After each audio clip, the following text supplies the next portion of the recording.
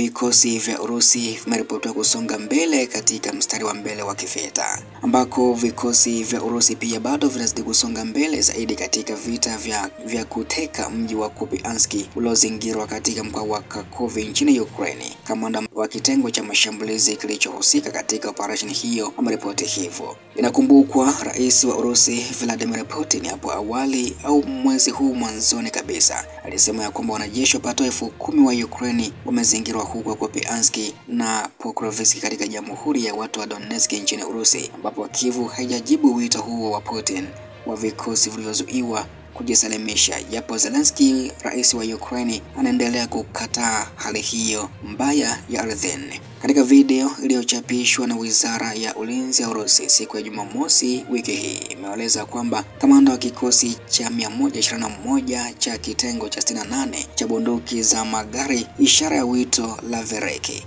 amesema ya kwamba kikosi chake kinaendelea na dhamira yake ya kuikomboa sehemu ya magharibi ya Kupiansk kutoka kwa jeshi la Ukraine. Siku ya Ijumaa, wanajeshi wake walichukua udhibiti wa mtaa wa Lesia Ukrainka, huku shughuli za kuangamiza zikiendelea katika mitaa mingine mitatu iliyo karibu na maeneo hayo. Alisema angalau wanajeshi 10 wa Ukraine waliojaribu kushikilia nafasi zao katika eneo hilo waliangamizwa, yani kuuawa, kulingana na Laverenki. Amesema pia wanajeshi wa Kyiv waliokuwa wamejikita katika ukanda wa msitu nje kidogo ya kusini mwa Kupiansk pia wameshambuliwa. Kamanda amesema wanasonga mbele, roho zao ziko juu sana, ambako pia Wizara ya Ulinzi ya Urusi ilisema katika taarifa yake tofauti Jumamosi ya kwamba vikosi vyake vinaendelea kuharibu kundi la adui lililozingirwa huko Kupiansk.